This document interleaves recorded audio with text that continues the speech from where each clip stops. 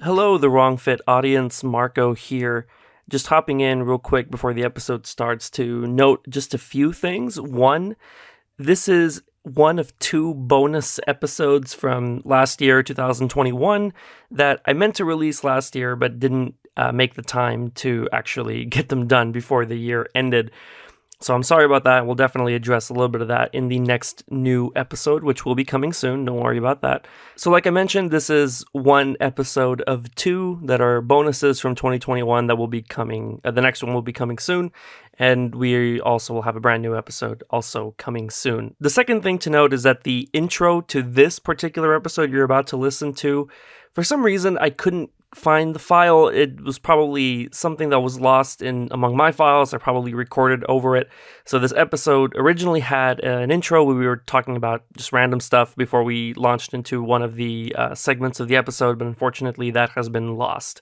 So this episode will start somewhat abruptly after the intro, but yeah, go ahead. Thank you for listening, and be on the lookout for brand new The Wrong Fit coming very soon. Thank you very much.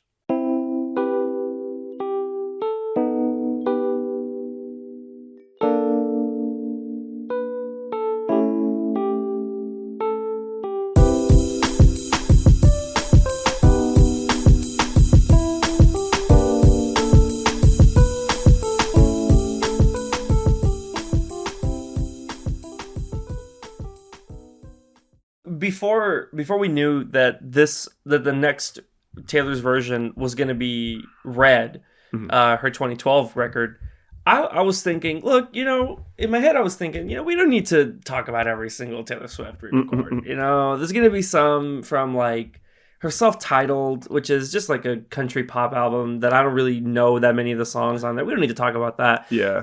Maybe it's not as like culturally important, I guess. Right. Maybe Speak Now. I'm kind of like, I'm not really familiar with that record that much. We don't need to talk about that. But when I found out that it was going to be Red, her 2012 record, I was like, no, we got to talk about it. But again, there was still like a nagging thought in my head. I was like, but do we need to devote like a whole segment to Red? Maybe we could do a drive-by Red, a little drive-by, a little drive-through Red, Yeah. You order at the screen, pay in window 2, drive-by Red. Yeah, that's very much that's a very interesting like album review right model. But when I heard some of the songs from Red, I was like, from Red Taylor's version, I was like, we got to talk about this in like a full segment. Okay. And I'm not going to give myself away just yet, right? I know that we like to do a little bit of prelude here. Yeah. We talk about Taylor Swift. Draw you in a little bit. We try to reel you in. We love to talk about Taylor Swift here. Yes, on the show.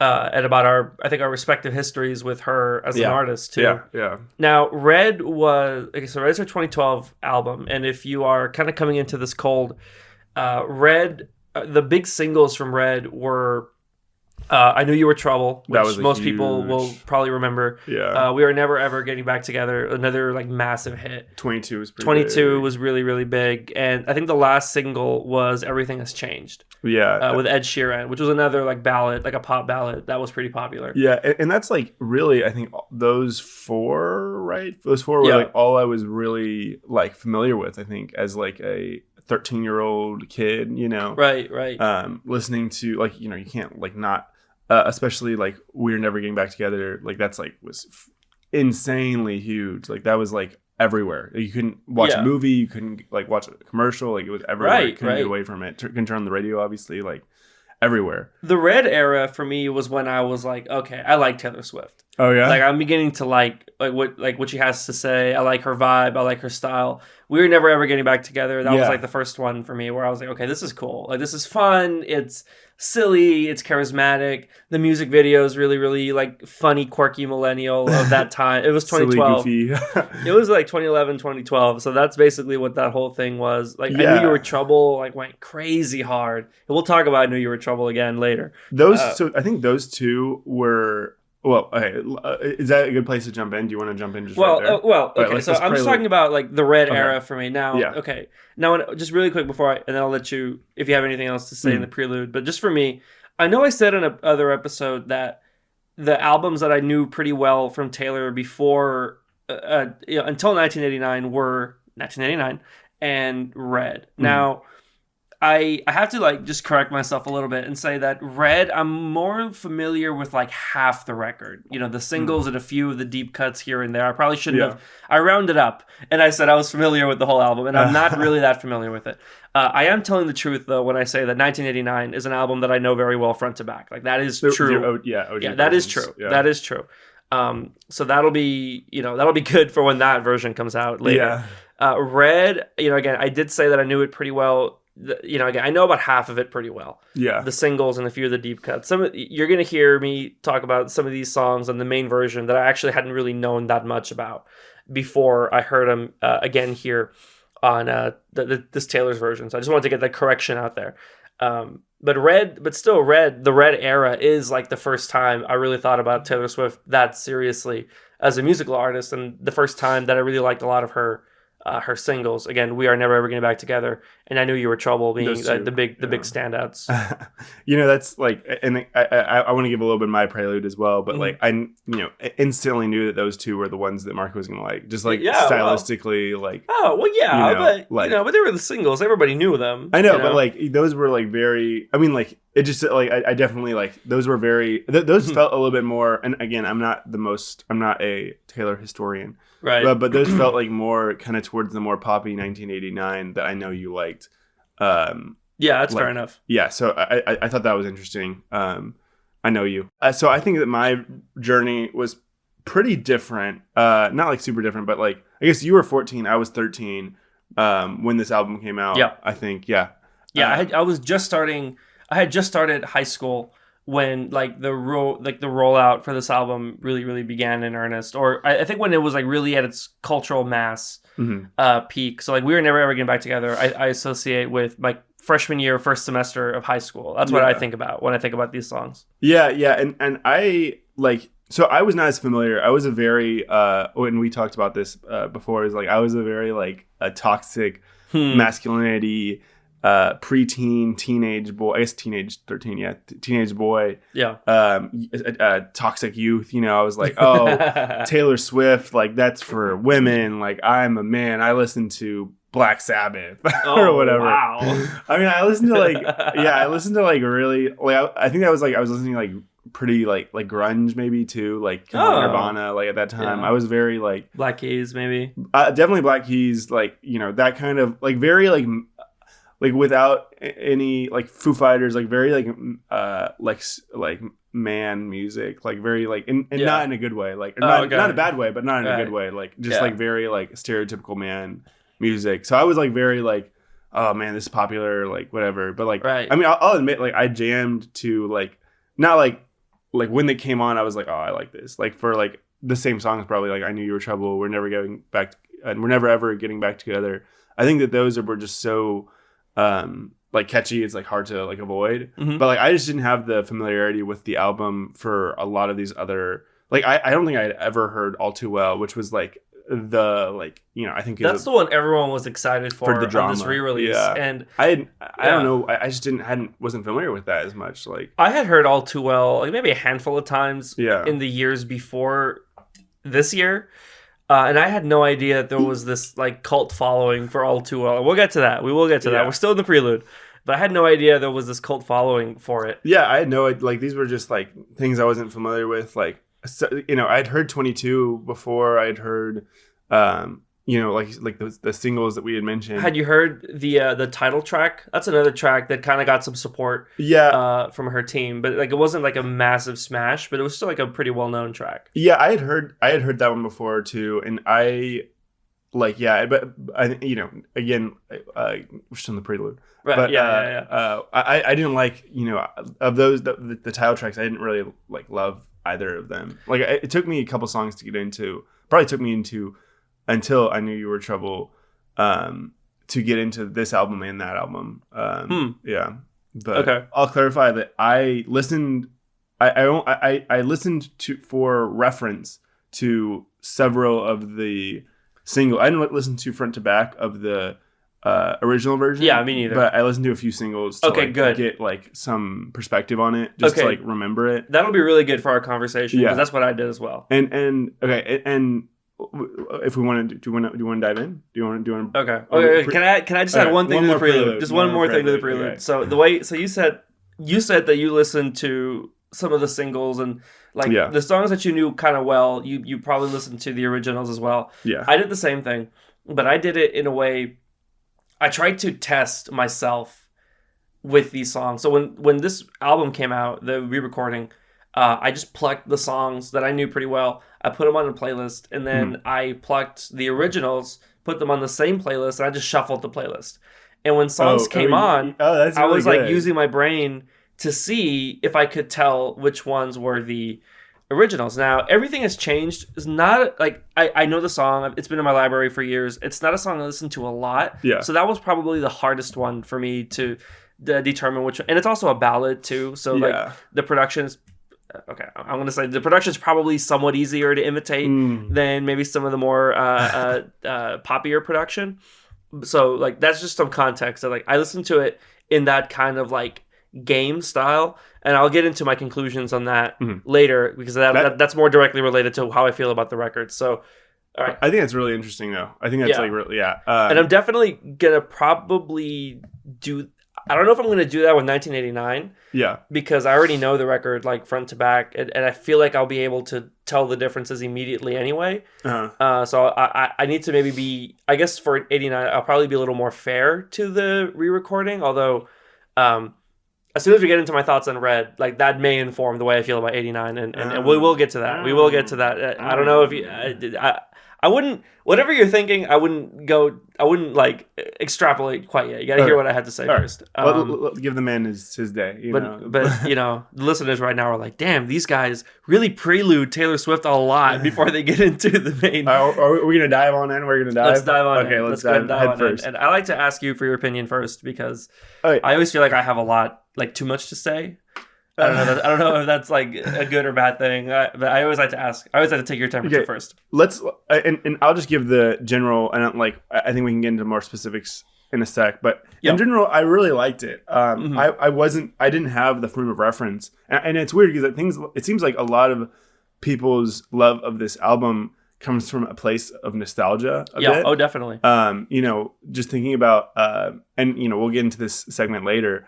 But I was weirdly with our next segment coming up, we have a top 5, and I was weirdly nostalgic about some of the movies that we're going to talk about later. But I thought that there was a lot of nostalgia here that I wasn't a part of, but I do even I have this secondhand nostalgia of hearing these songs in malls and movies, and but it wasn't really a big cultural moment for me. So I kind of went in this nostalgia list compared to a lot of people. But I ended up really liking it. I just said, I don't think I've ever heard All Too Well. I definitely haven't heard it start to finish. Definitely haven't heard the 10-minute version. I mean, no one had. Yeah. At that point, but I really liked it a lot. I really liked all of these, most of these, top to bottom. I think that it's a long album. It's even longer. So okay, we remarked that Fearless was really long. Yeah. Right. And then when we reviewed Donda, we were like, that was the thing I said, it's longer than Fearless. That's ridiculous, yeah. And then this album is longer than Donda, although it's probably not longer than the new deluxe version of Donda, which we may talk about in a future episode. But anyway. Runtime is 90 minutes. It's 130 minutes. Yeah, 130. 90 minutes would have been that's long, but not too long. 130 minutes, over 2 hours. 2 hours and 10, and that extra 10 is just from All Too Well 10-minute version. Yeah, for Donda or for I think for Folklore and Evermore, I listened to them consecutively. I just listened to it it's flipped on an album and I just listened to it. Right. But this one, it took walks around the neighborhood, drives in my car, maybe building a Lego set or something. Something just to break it up. Because it was just too long for me to listen to in one sitting. There was just not. I don't have a ton of 130 minute intervals blocks in my day. Yeah, really. Oh, you don't track your time in 130 minute intervals. That's what I do. That's what all the cool kids are doing. I guess. Well, I think that's what all the Taylor Swift stands do. Yeah. Just to get ready for this record. Yeah, just to mentally prepare. But yeah, I thought that there was a lot of songs, definitely more not the right at the beginning, but after I Knew You Were Trouble and like the 10 minutes like or 10 songs in after that to Everything Has Changed. I'm looking at the numbers now, and that's actually exactly Everything Has Changed at 10 minutes or 10 songs after I Knew You Were Trouble. So like that chunk was definitely my favorite chunk. Okay. Message in a Bottle I thought was really cool. Nothing New, like that one kind of like hit me because I knew it was coming because I'm a big Phoebe Bridgers fan, and like that was like I'd gotten a lot of like press that they were doing that together. But like that one hit me at the end of the album because I listened to it in order, obviously. And I was like, man, like I thought it was kind of like winding down, but like I really liked Nothing New because I'm a big Phoebe Bridgers fan, and I also have emotions or whatever. right, emotions or whatever. Yeah, but like just a lot of the lines in that song like really stood out to me. Of like, just like I don't know, like the line that really stood out to me as a 22-year-old man is the how could I know everything or feel like I know everything at 18, but know nothing at 22 or something like that. Yeah, well, that's good because that calls back to like the premier pop song of the record, which is also 22. 22, yeah, and that one, I like that one. That was a little bit more fun times. Yeah, fun times, right. But yeah, I mean, like 22, the first time I heard that was actually this year on my, not the first time I heard that, but the most recent time I've heard it, the not Taylor's version, obviously, was on my 22nd birthday. Yeah. My 22nd birthday this year. And I was like, man, this is kind of popping. Like, yeah, it is kind of popping. If this is like what my life is like at 22, then like I'm kind of okay with it. But I definitely would not like my life to be like Nothing New, and so far it's kind of in the middle. Yeah, fair enough. That's most people's lives. Yeah, pretty mid. Might be better plus ratio. Yeah, but like just to say a couple that like stood out to me. I guess like looking at these like the singles were kind of like what stood out to me. I Knew You Were Trouble. We Were Never Getting Back Together. Those two and 22, I could tell the difference between the Taylor's version and the original version. Okay. I couldn't tell a lot and I think that this goes back to the fact I wasn't listening to these songs as much. Like Fearless, I think Fearless, maybe I was like younger and I was more like less of a toxic person. Okay. So I was like, I remembered more like songs from Fearless, like, right. and I could compare the two better. But with this one, I feel like only those three songs were the ones that I could really could tell you like the difference between the two. Just because like, I like really noticed the difference when I was first listening to them because I was like, oh, this is like the same but different. Well, okay, so so the pop singles, you said you could notice the difference. Yeah. How did you think they compared? I think that like I wouldn't put one above the other for sure, but okay. I think her voice kind of changed a bit, and I think that they sound a little bit even though like it's funny, like she's a 31-year-old woman singing this song, right, 22, right. But they sound like more like, I don't know, it's like something about it does sound kind of like retrospective and like more like nostalgic. I don't know if that had to do with like production value or her voice or whatever, but it felt kind of like a nostalgia to, and like it's funny because I don't hate Taylor Swift at all. Like I actually really like Taylor Swift at all, right. All in all. But right. I think she does have this kind of like I don't know, like early 2010s like vibe about her that just you can't like really shake. Like just like, very millennial of the time. Yeah. Her profile picture on I think Spotify is like her, or maybe it's on Twitter, I think, is she's wearing this like bear coat. I don't know if you're familiar with this picture. Yeah. Is that the one with the red beret or something, or the red hat?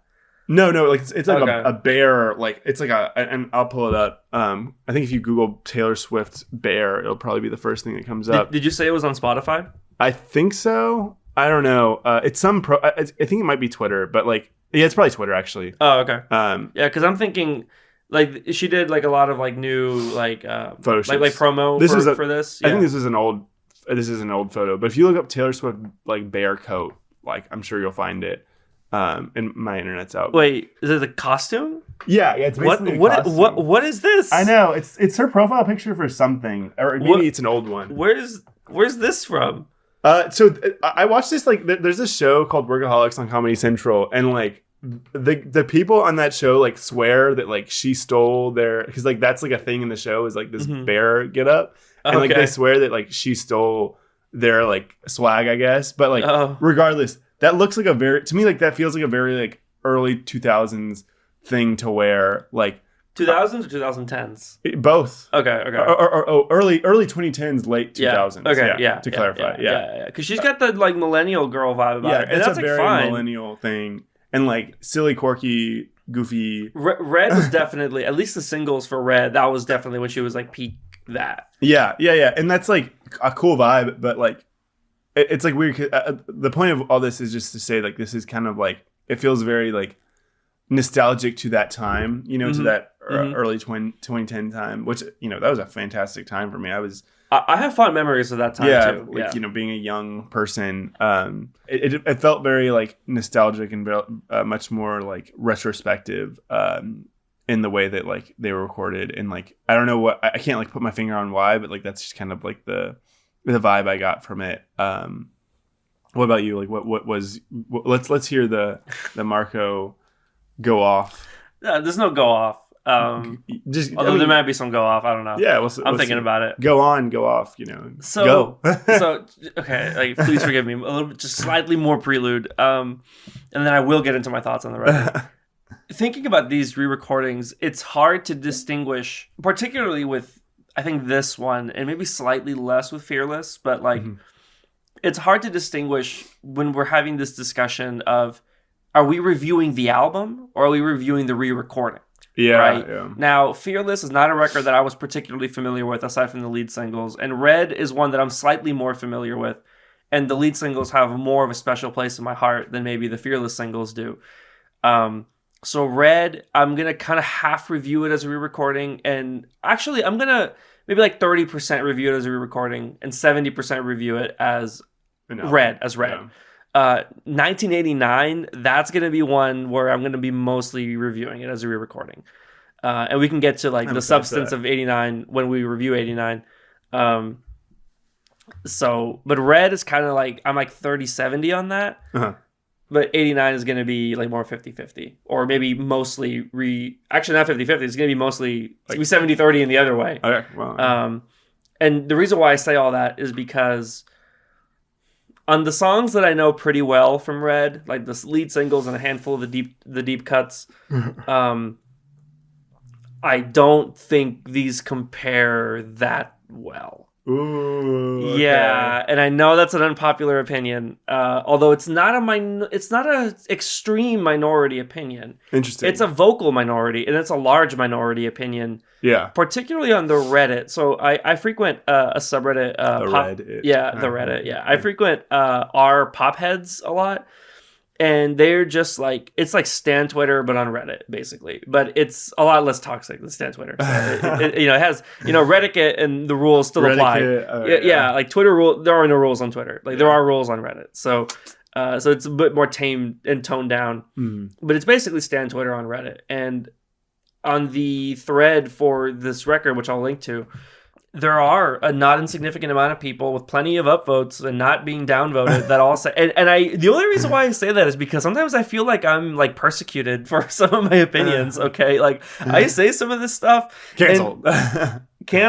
I get death threat. That's not true. I get like, we're not important enough to get death threat. But I do get people like admonishing me for it, like really harshly. And I'm like, guys, it's, for one thing, it's not that deep. Another thing, I respect and I love Taylor Swift and her artistry. But on the third hand, it is that deep. So I do have to say, and I guess this is probably in disagreement, although we have some things that we agree on the differences. So you say about her vocals and I think the nostalgia inherent in maybe some of these re-recordings. I actually, that's a really great way to put it. And I think it's a pretty positive way to put it because I would probably put it in a more negative way. But like she's like clinging to the past, you think? Or? No, not at all. It's more like you say that it's like maybe a bit more of a mature eye looking at, okay, this is like my, this was when I was like kooky, fun, quirky millennial when I was 23 or 22. And that's fine. Yeah. Right. She has a right to do that. And I do that all the time, you know. That's in the Bill of Rights, is the first right is the right to be quirky. Right. The right to be quirky, the right to look back on being quirky. You know, when I'm her age, I'm going to have the same feelings about this, you know. So that's fine. I have no problem with that. It's just that if we're looking pound for pound, like compare the production, compare the vocal dynamics, compare the mixing, compare the imitation, I don't think these new versions compare that well to the singles. Because I don't know the rest of the album that well, I could listen to these re-recordings as like, okay, this is just Red the album for me. Mm-hmm. But when I listen to We're Never Ever Getting Back Together, Taylor's version, or I Knew You Were Trouble, or 22, or Red, the title track, which is one that I know pretty well as well, I can't listen to it as, okay, this is just Red. This is a re-recording of these songs, and I can't like shake that. I didn't have this problem on Fearless, even with the songs that I knew more, like Love Story or You Belong With Me. I thought those compared very well to the original.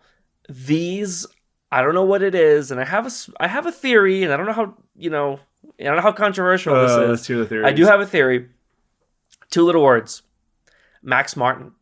Max Martin was the producer of I Knew You Were Trouble and We Were Never Ever Getting Back Together and 22 and pretty much all of 1989 and a lot of her songs.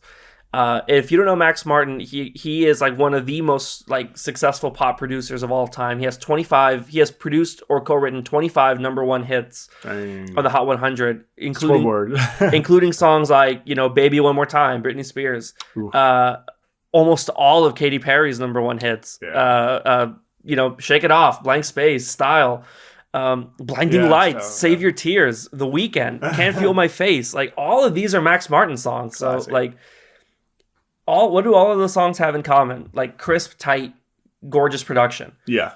Anything that this is missing.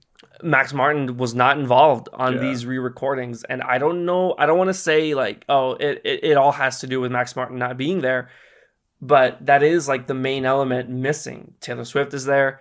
The other co-producer, Taylor Swift is there. The other co-producer in the version, her co-producer, a guy named Shellback. I'm not sure what his real name is, but that's his like artist name. He was involved in Red in 2012, and in this one too.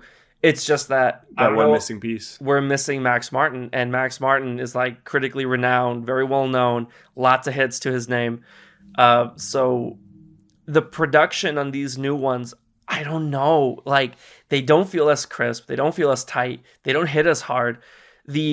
On I Knew You Were Trouble, the guitar notes at the very beginning that kind of start and then are weaved throughout the rest of the song, to me, they sound like MIDI notes, like that you put on like Logic or like Ableton or whatever your music, your DAW is. Like, I can't get over it. Like on the original, they sound like they're produced, right? But they sound a little bit more natural. The dubstep influence on I Know You Were Trouble felt a lot cleaner and tighter on the original. That again, that's me, right? Like I know that I'm not in the majority on that, but I'm also not in the extreme minority. Yeah. There are people that feel the same way, and they are on the, you know, I'll link to that thread if you don't believe me. The bass on I Know You Were Trouble is pretty muddy. It doesn't really sound that loud. It doesn't hit as hard. We're Never Ever Getting Back Together has, I think, maybe the most offensive and maybe the more unifying criticism. Hold on. Maybe this one is a bit more unifying, where even like some of the Taylor stans were like, okay, like I don't know why she did this on this new one, but I don't know if you noticed it, but on the chorus, right? That's a great chorus. That's one of her all-time great choruses. Yeah. But on the second part, on the hook, where she's like, "Wee," that is way too high pitched. Like, people were saying, like, what was she like on helium? Because on the original, it's not really like that. On the original, it's, you know, it's a bit higher, right? It's kind of fun and millennial and quirky. But like on this, it's like helium, and like the dynamics are off. Like everything about it is just kind of off. And it's funny because I actually think that Ever Getting Back Together is probably maybe one of the better pop recreations. The pre-hook is pretty good. Like the pre-chorus, I actually think it compared pretty favorably, but it was just that choral like that, it just kind of didn't hit. Yeah. And And I don't know how much of these suffer from not having Max Martin on production again. And 22 comes after All Too Well, which fans already acknowledged. It's like there's like a crazy whiplash there because All Too Well is like one of her more like emotional songs, and 22 is like fun, it's like fun and backyard party and everything. But 22, when I heard the guitars on that, like it just put me in a sour mood because I immediately could tell that like it was just not as. Marco's always going to talk about the drums. The drum? No, sorry, not the drums. I said drums. I don't mean the drums. The guitars. Oh yeah. I'll talk about drums later. Yeah. No, we'll get to the drums. We'll talk drums later. But yeah, I think it's interesting. I'm wondering, and not for your opinion, but I think because like. For other people's, like, going on these like pop boards, message boards, red boards, whatever. I'm wondering if like, because the thing with Fearless is I don't think that she was quite at her peak when that released. Which, like with the self-titled and Fearless, I think that this Red and 1989, probably more 1989, like that was kind of her like peak of like, she's like the biggest thing. I mean, she's still amazingly huge, like, but she doesn't have like big number one singles anymore. I mean, obviously she still has number ones, don't get me wrong, like a whole bunch of her songs went number one this year, but like she doesn't have like mainstay songs. Like Folklore and Nevermore didn't have like, oh, this dominated the charts. Like they went number one, some of the songs did, but like they weren't like Blank Space or Shake It Off. Or I think it's probably given like it seemed kind of intentional with like the that's fine. But you're right, but in Red in 1989, and to a lesser extent, like Reputation, like she was on top of the world. In 2012, she was at her like pop peak. In 2012, going into like, was it 2014? 14 when 2014 is when she blew up. That's when she got her first number one single. Shake It Off, Blank Space went number one. She had again all of the songs, so she was on top of the world for a stretch of the early 10s to the mid 10s. But I'm wondering if that's like what people like kind of thinking is like this is. Like there is more older like Taylor Swift in this, and I'm wondering if like people are just kind of like, I want the like pop, like more poppy Taylor Swift, like younger Taylor Swift. I don't know if that's like any of the desire for like people on like, especially on these pop message boards, because like she has I think that maybe I don't know, maybe these are like less poppy versions than the original version. So this leads to like maybe a more uncomfortable conversation about her vocal like tonalities and dynamics. I mean, she has changed. Yeah. She doesn't have. Okay, so again, I'm just comparing these as comparisons, right? If 22 never existed and I heard this version of 22 for the first time, like I probably wouldn't have much to say about it. Yeah. But we know that the originals exist, and these are re-recordings, so I think it's fair the whole point of the album, it's fair to compare them, I think. Yeah. Now, the new 22 as a song, it you need like a lot of charisma and like kind of effortlessness to pull it off, because it's a very bubblegum song. Even in 2012, it was very bubblegum. Yeah. But I think Taylor at that time pulled it off very well. It's not it's not her fault, and I would never blame anybody for aging, but it's not her fault for aging. It's not her fault that her voice has changed. I would never say that. But again, the song, if it's going to be a recreation of the original, it does suffer from it. Now, I know that you kind of looked at it more favorably, and you said that it kind of reminded you of a nostalgic look back. Yeah. I would love to have that point of view. And maybe I'll think about it in that way next time I hear it. And maybe I'll look at it a little more favorably. But when I heard it, all I could think of is, wow, I wish I was listening to the original. Wow. And boy, I wonder where Max Martin was, because, and again, on the one end, the vocals are just not as strong. Well, they're not. No, that's not true. Her vocals are very strong throughout this entire record. The vocals just don't fit as well. And then on the other hand, the production is just not as good. Again, on these pop songs, we haven't even touched like some of these like any of the deep cuts or any of the vault tracks or anything. And we'll get to that. But I mean, these pop songs are such a big part of like my childhood and like my adolescence. I have to talk about these songs. They're important. Yeah. I think that I mean, like I definitely get where you're coming from.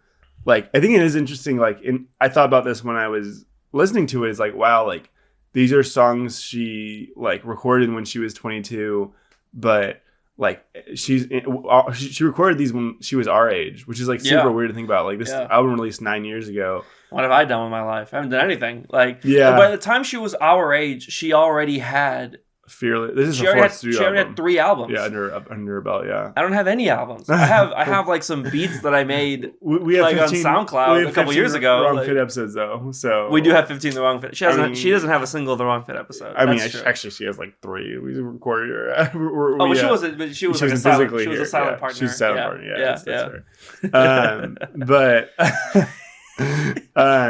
Yeah, that's so I think let's get into like less of the poppy, more of the okay. Let's move away stuff. from that, because that's probably where the bulk of my negative criticism comes from. I actually do have a lot of like positive things to say about this record. All right, let's go into like what all the hubbub is about. Let's go into All Too Well. Let's just let's dive in there. Okay. 3 versions of that song. A lot of versions. There are too many versions of this song. I've heard 3. I heard I've heard 3 like recently released versions. Because there's like a new one that just came out. Girl Autumn. Yeah, version. I didn't hear that one because I was like, that's not part of that's like Evermore stuff, and I hate that. Like, I'm not gonna listen to that. It's like it's just like extra like morose, like extra like. This sad. is like new Taylor stuff that you guys know I'm on the record. I don't really like. I don't really like that stuff. So I was like, I'm not gonna listen to Sad Girl Autumn from the Pond, Taylor's version from the Vault. Let's listen. Let's talk about the 2 versions that were on this album, and maybe the 3rd version that released 9 years ago. And then let's also talk about the short film. Yes, which I may or may not have watched like 3 times. Oh wow! I just watched it for the first time this morning. I watched it. I watched it twice. I watched it twice. Once with friends. Once by myself. Okay. So I watched it with mixed reviewers. Oh. Okay. Yeah. Which was really funny because I was like very much like I was like hyped to watch it, but I wasn't like super hyped, and I wasn't like you're not a hater, but you're also not a stan. Yeah. Well, I'm definitely not a hater, and like I definitely like. Well, we'll get into. Let's talk about the music. The song. The music first, and then we'll get into the politics of it all. Oh, the politics, or the electoral implications of Brad Taylor's version. Yeah, we're gonna lose the house. Very, very true. But I thought so. So I listened to the song. So the order I listened to it was regular version on the regular Taylor's version first. Then I watched the music video. And then I listened to the 10-minute version. And then I watched the music video again, but it doesn't really matter. But like, I the first time I watched the song without the music video or without the short film, it's not music, it's a short film. Oh, right, yeah. But I didn't love it. Like, I really didn't, because it was the 5th song on the album. I still wasn't like. I had just listened to, I Knew You Were Trouble, like looking at the track list. Right. And you're right, that is a huge whiplash from like. All Too Well to 22. Yeah. What's up with that? That's pretty bad. Like, there are a lot of songs here that sound like, I guess this is more editorializing, but like some of the songs here sound like All Too Well clones. And I was like, one of those could have gone after All Too Well to slowly lead us to. Slowly lead us to.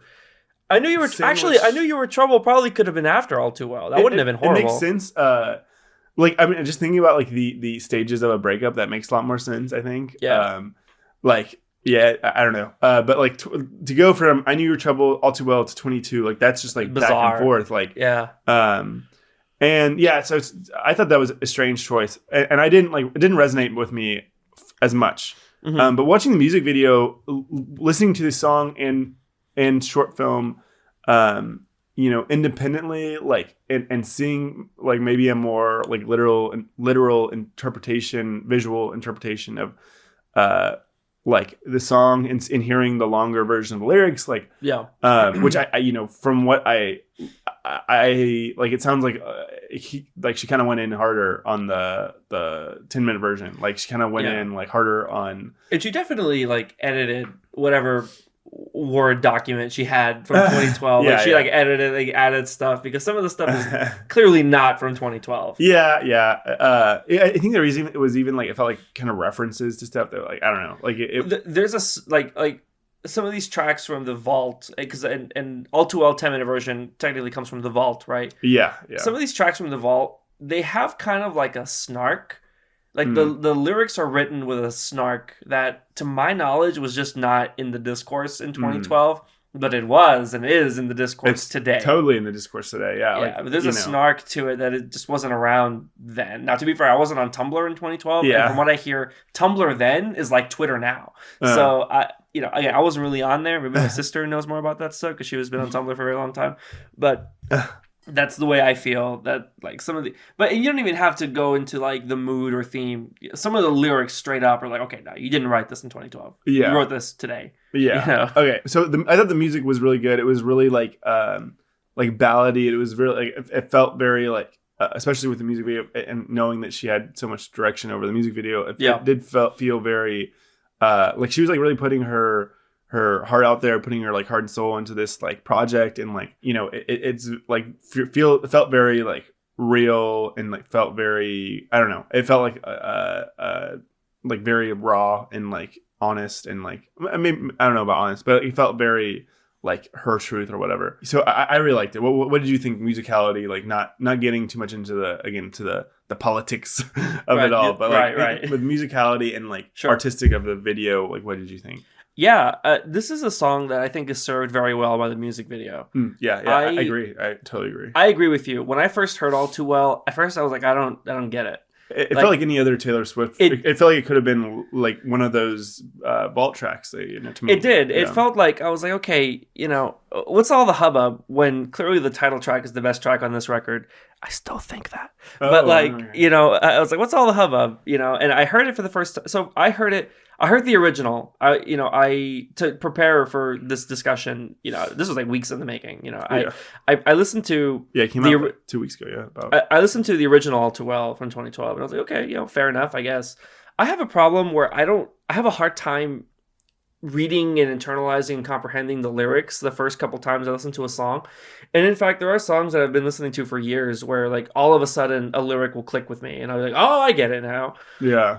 All Too Well, I struggled with that, and I was like, I don't really get where the emotional heartbreak is coming through, because it wasn't really, to me, like, it needs to be loud and clear. Yeah. And don't get me wrong, like, I appreciate like metaphorical songwriting, and I love metaphors and similes and everything. I hate when things are spoon-fed to me. But with music, like, I do struggle with that unless I'm literally reading the lyrics or I hear a song 1,000 times. Yeah. So All Too Well, like, it was the same thing for me. I was like, I don't really get it. I mean, it's fine. The instrumentation is fine. Her vocals are great. Like, the lyrics are okay. It sounded like it's just a regular Taylor Swift. Right. Kind of and I was like, you know, read the title track. It's a better song. You know, that's what I think.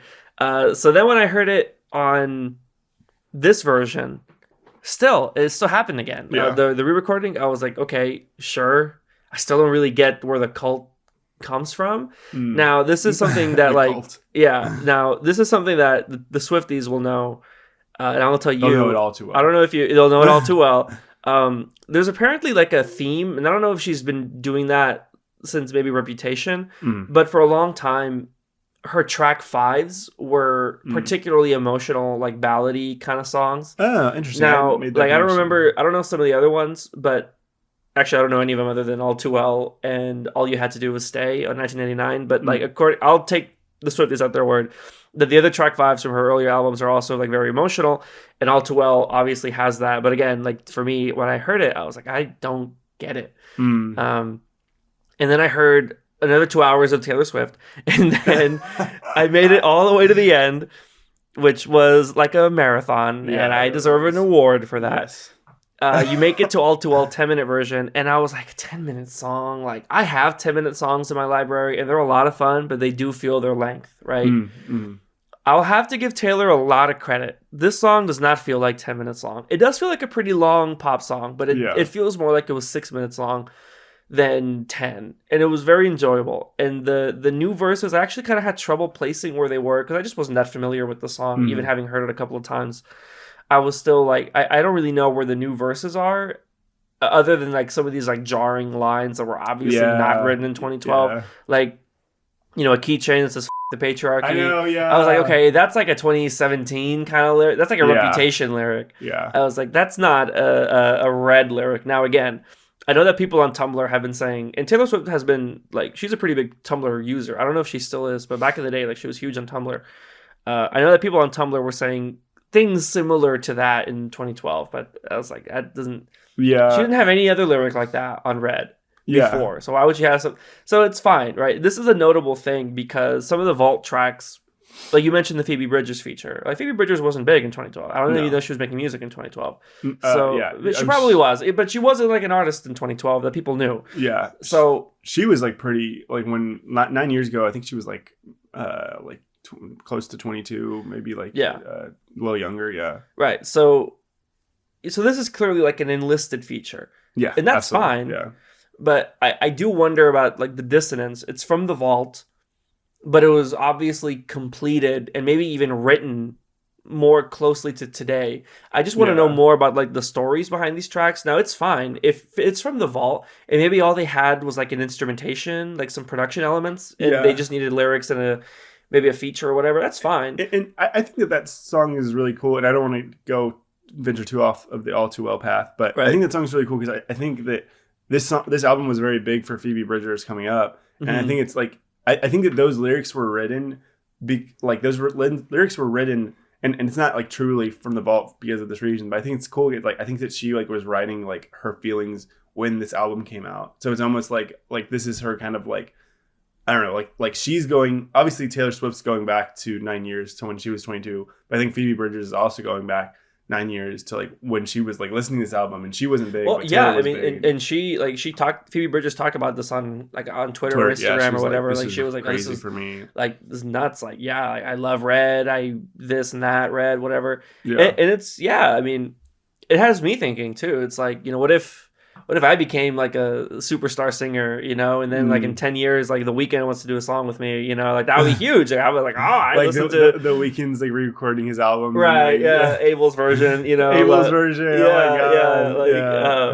But it's like a beautiful thing. So like I'm not like, I know you're a Phoebe Bridgers fan. Like her music has never clicked with me.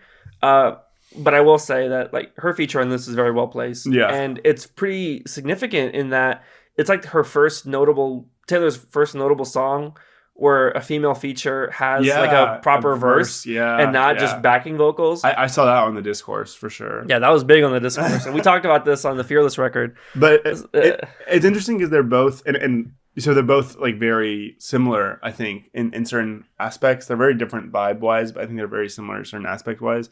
Yeah.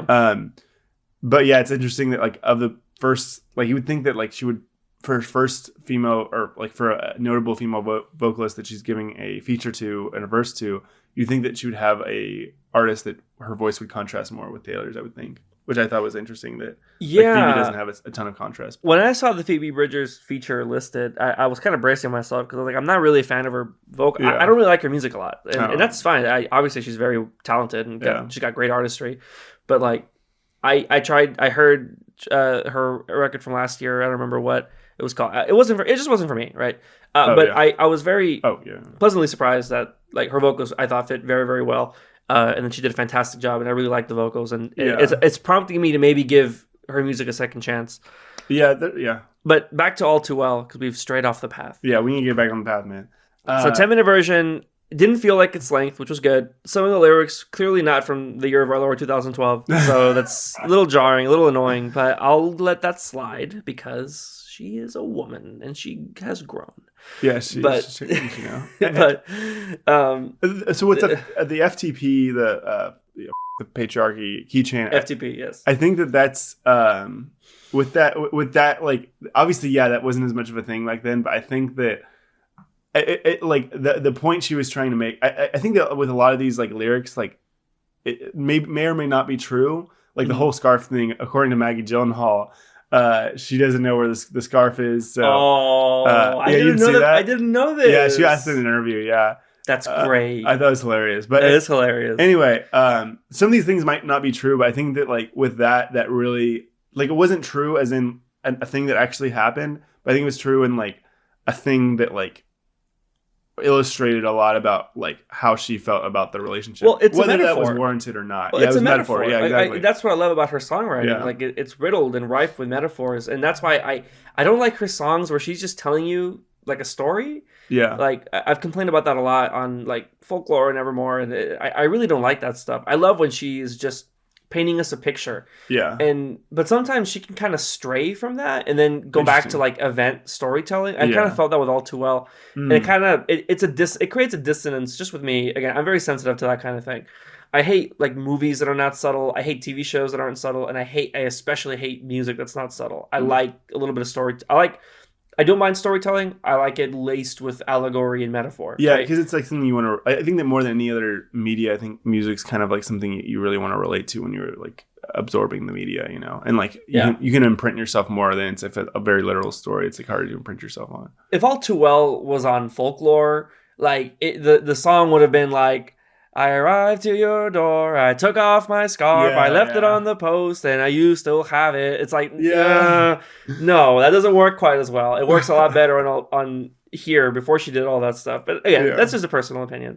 All Too Well, music video. Yeah. I was really, really surprised to see like the main actress. Oh, the short film. It's not a video. It's a short film. It's okay. Film. Is this Taylor Swift's directorial debut? I don't know. It's probably not, right? She's probably listed as director in like all of her other short films. But so I was really surprised to see the main actress in the short film is like one of the girls from Stranger Things, which I was like, that's really cool. That's great. That's a big break for her. And she's been doing a lot of stuff too. I don't remember her name, of course, because why would Sadie Sink. There you go. Yeah, because I Googled her. So good for her. That was a great role. She did a great job in this.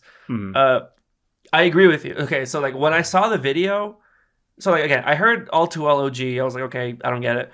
I heard the Taylor's version, which I think actually compares quite well to the original, and I was like, okay, I still don't get it. And then 10-minute version, when I heard it just in my headphones, I was like, okay, I kind of get it a little more. It's still just kind of like whatever. But then when I saw the video, and with like I turned on captions. Thank you, Taylor, accessibility queen. I turned on captions, and they had a few things where I was like, okay, that's a little on the nose. Where they have like the very explicit fight that they have in the middle of it, where he's obviously gaslighting her. And maybe Gyllenhaal did that, and I'm not going to say anything because I don't know anything about the story, right? Yeah. But to me, it just. If that was Taylor's direct experience, then that's totally valid, and she has a right to recount it. Just from a filmmaking perspective, like to me, it's a little too on the nose. It's not subtle enough for my taste, but I'll let it slide because it may be a more accurate retelling of what actually happens to Taylor in her relationship with Mr. Gyllenhaal. That was a little on the nose, but other than that, like I was pretty like, okay, I get it now. Like the lyrics, I get it. The feelings, I get it. The images it conjures up, I totally get it now. Yeah. Do I think it's my favorite track on the album? No. I still think the title track is probably a better song overall. And there are a lot of All Too Well clones on this record. Like a lot of them. That it's like the same story, the same imagery, the same lyrics. But none of them hit as hard as All Too Well. Yeah. I think so I had kind of the opposite. I liked that kind of like interlude like argument. I like it too. Yeah. I just thought it was a little on the nose. It kind of bangs you over the head with, he's the bad guy. Yeah. You know? So I went into this maybe being a toxic masculine person, but I went into it thinking like because I like Jake Gyllenhaal movies. Like there you go. Like this is where it starts. Yeah. You know, but like. So I went into that like thinking like okay like you know like all the toxic masculine talking points of like they only dated 3 months and like you know she needs to get over it like blah blah blah like you know. I definitely didn't think that. I didn't think all of that. Yeah, but I did the 3 months thing really resonated with me. It was like oh they only dated 3 months, but then I actually didn't know that they only officially dated 3 months. But then later I came to like realize that they were on and off for a long time afterwards. Oh, okay, yeah, that makes perfect sense. And that's like you know that's real like that's like time in the relationship you know even that's like, real time, yeah. Not literally, especially the in betweens like you're like grappling with the relationship still. So like that, you're just and you can have like flings and one night stands and everything with that person, like flirty texts or whatever. Like all of that stuff has an emotional effect on you. Absolutely, and I think that. So I went in with a more forgiving view of Jake Gyllenhaal. Not like I wasn't totally like you know like Jake Gyllenhaal's good. Did actually. nothing wrong. Yeah. And that's actually the people I watched the music video with. Like two of them were like Taylor's like stands like on her side totally. One of them was just a guy like he's a man. Fair enough. Yeah. Fair enough. And he was like very much like you know. Like even when watching like which was like that the scene with the argument really was like what made me like be like okay yeah I'm like on, and again, I don't know if this is accurate, but like I'm definitely more on Taylor Swift's side with it. Sure, yeah. Because I just like this guy was like, I don't see anything wrong here.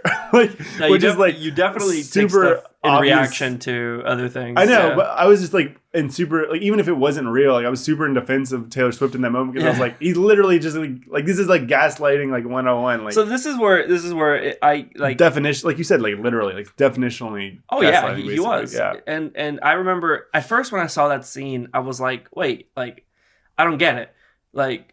It didn't look like anything. Like, oh, they when showed, you so dropped they showed, the hand? So yeah, I didn't see that. I was like, drop the hand. And in my head, I was like, I could see that happening to me. And for me, it would genuinely just be like, I don't even know what you're talking about. Like I held your hand, then I stopped holding your hand to like grab my drink or something. Like I don't know, I don't get it. But I get it. But there was a symbolism there, and that's what I like about it. Like the way he like, I didn't even see that. I didn't even see it. Yeah. Well, I'm gonna describe it to you. Oh, please. The way it happened was like she put her like tried to grab his hand, like he like grabbed it, and he just like basically shook her hand, like deliberately shook her hand, and then just dropped it and like. And he didn't go for a drink. He just like put his hand back. I remember the shaking.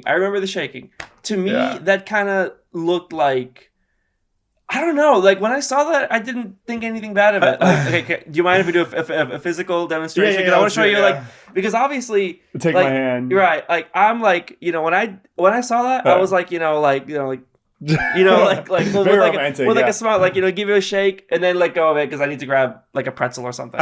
But like I didn't see it as do it one more time, like shake your hand. And, like no love. Nice to meet you. No, there's no love. There's no sex appeal. There's nothing going on there. Like, well, to me, it felt like he was, the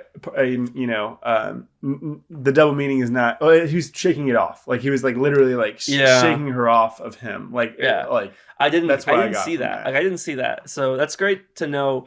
Again, obviously from the context of the conversation they have, like obviously I'm like, okay, I'm clued in. It was not a romantic thing. To me, like then other things in that conversation of like we were with your friends and like you weren't inviting me, like that's like pretty. And that's an interesting thing. And that's okay. So that's a real thing. That's very relatable. I'm sure that's something like I've been on both sides of before. Oh yeah, definitely. But one thing I will say though is like. It's not even about like whether it happened or not. Just the way that he was like, "You're crazy. What are you talking about? Like you're insane. Like that's not true. Like it just like that's like token gaslighting to tell your partner and someone you like, and you'll see like in his like reaction right afterwards of oh no like I love you sorry like, right, I'm not really sorry but I'm gonna say sorry totally. But like that's like to someone you love you cannot like that's just the wrong thing to say is like you're crazy for thinking that. Like exactly, you have no idea what you're talking about. That's like, the worst thing. Insane. And the hand thing. I was like, okay, I'm not sold on this fight. But everything else, I was like, okay, I'm totally sold on this fight. And now that you explain the hand, I'm like, okay, the hand is valid. For me, again, everything is about first impressions, right? Yeah. Because she starts off with the hand thing, and it kind of immediately made me discount, for better or for worse, it made me discount her argument at first. I was like, what are you talking about? It was just a hand. Like, I don't. Like, what's the problem? Again. That it makes you feel a certain way is totally valid, but like he obviously didn't intend. But again, now that you explain the hand, okay, I get it, and I agree with her. But then she goes on with the thing, and it's all of these things that are very relatable and very true about. And I think a lot of people have felt in a relationship. If you're in a new environment, particularly with your significant other or whatever, and they don't make an effort, it is up to them to make an effort. Now, like I do think that you should. This is hard to say, but like if you are like the person that's not in the group, like.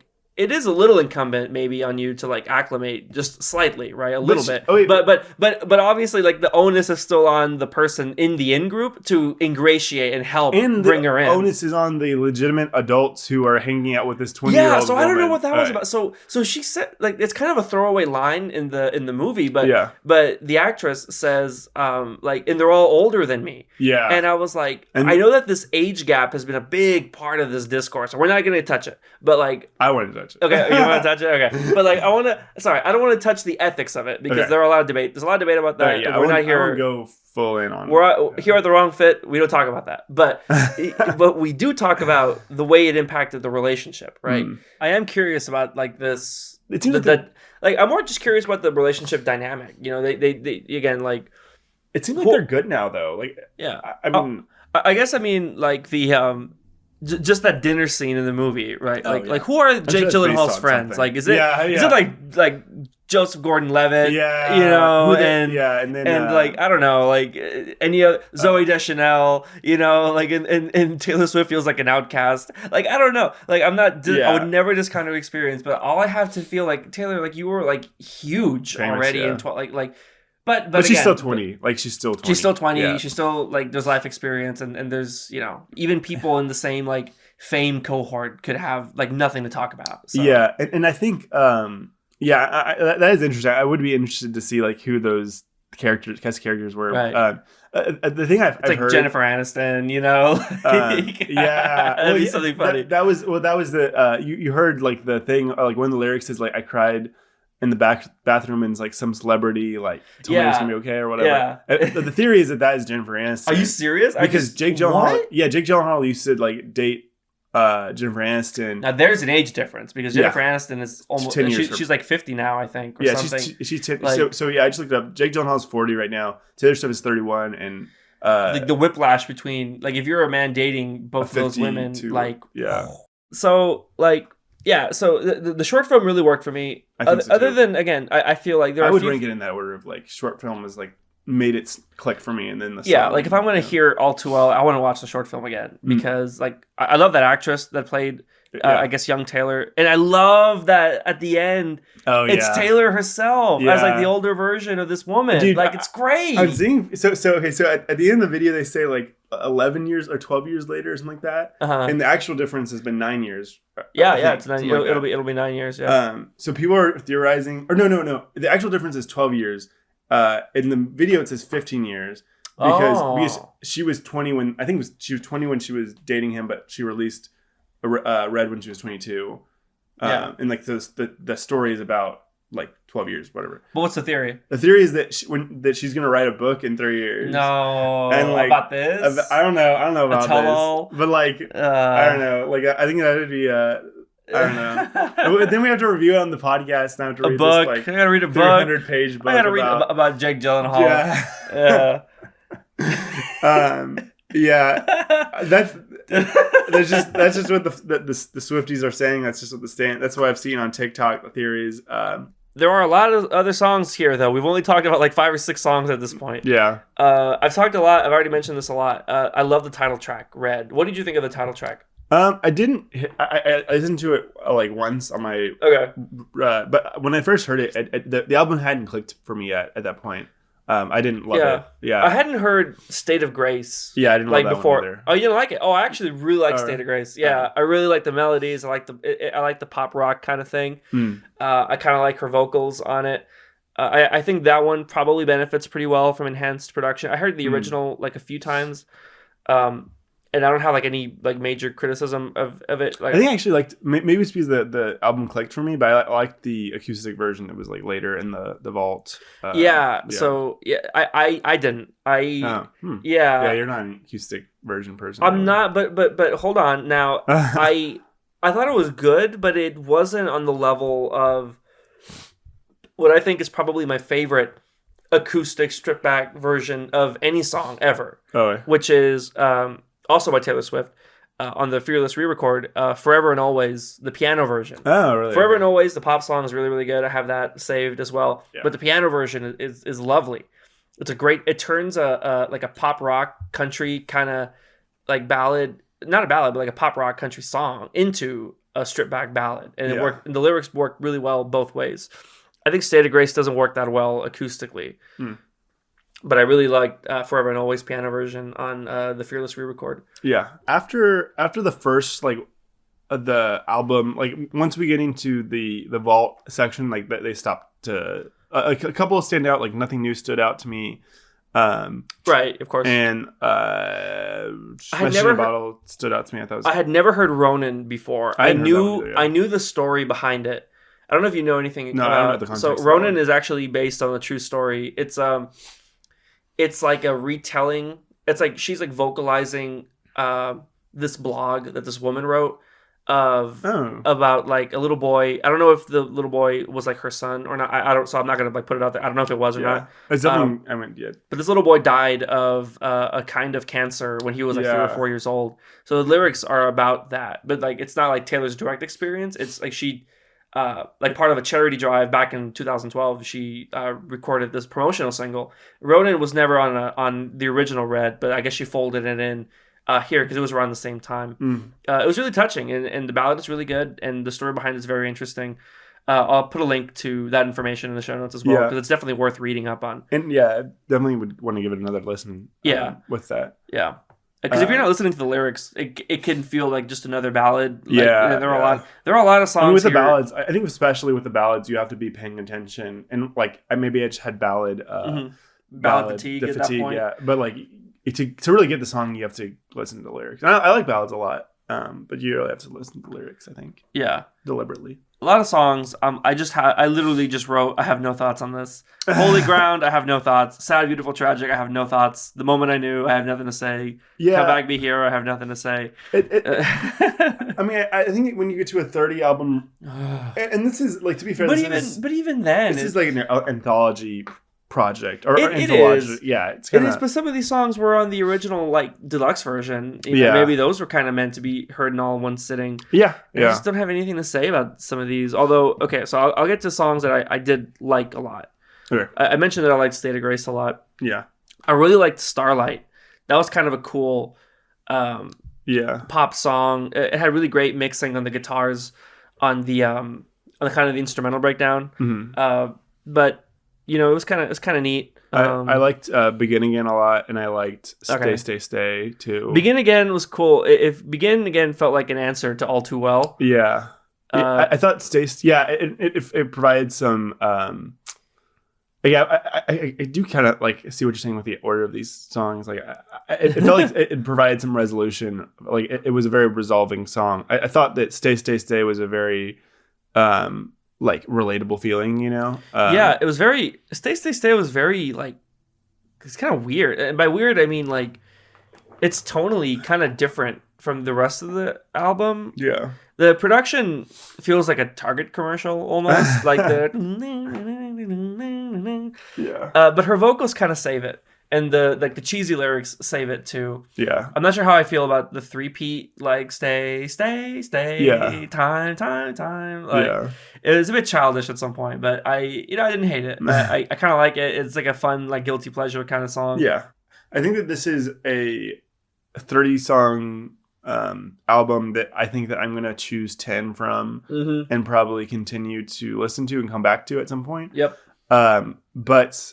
That's not bad though. Like, to me, that's not really horrible. Like, comparing this to Donda, which I'm curious how many like tracks are on that. I forget now, but it's like 25 or something. Yeah, like there's fewer. Like, there's like probably like 8 or 9 or maybe like 7 or 8 songs from the album that I'm gonna come back to. And I'm surprised you feel that way about Donda because I kind of feel like Donda is more cohesive than this one. Yeah, it's probably more cohesive. Well, to be fair, a lot of these tracks are just gimmies, right? They're loosies, and they're Donda. It was actually most of it was actually like supposed to be an album, but we both agree that there was a lot of filler on that record. Yeah, I think that I mean, just like those songs. I could probably name like 7 songs off the top of my head that I'm gonna listen to that. Like, I love it. We couldn't get this far in a conversation about Taylor Swift without comparing her to Kanye. It's like, I mean, I'm sure we compared Kanye to Taylor Swift in his. We did a little bit, but I do like how it's like a yin and yang type thing. We're clearly winding down this conversation, and we just had to end it with some Kanye talk. Yeah,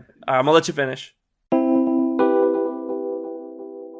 All right, this time for our top 5, we decided to do something a little bit different, a little bit off the beaten path. We decided to change it up a little bit. Yes, sir. We decided to do, instead of top 5s, we decided to do bottom 5s because here at the Wrong Fit, we don't like to fit in. We like to subvert expectations. We like to bottom out sometimes. We like to bottom out. We like to bottom out. Okay. All right. So, and do you want to introduce which top bottom 5s we're doing? I sure do. So this time we're going to be doing our bottom 5. Well, I guess it's Top still five worst. I guess it's technically still like a top 5, but it's top got the five bottom worst. spirit. Yeah. It's a top 5.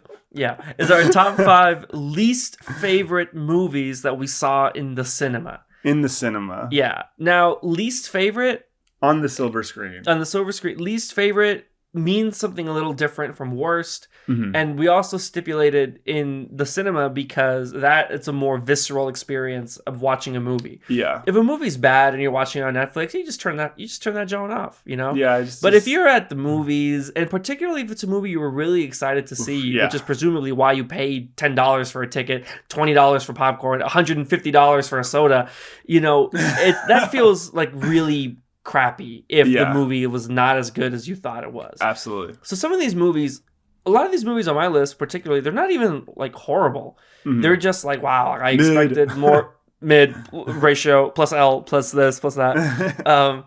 So that, you know, that's kind of where the onus comes from. And I think so this is definitely distinct from like top 5 worst movies we've ever seen. Mm-hmm. You know, because I've seen some pretty bad movies, but none of them were in the cinema. I've seen some stinkers. Yeah, so the pretty stinky, smelly kind of movies. But Yeah. that's not what we're talking about today necessarily. So this is top 5 least favorite movies that we saw in the cinema.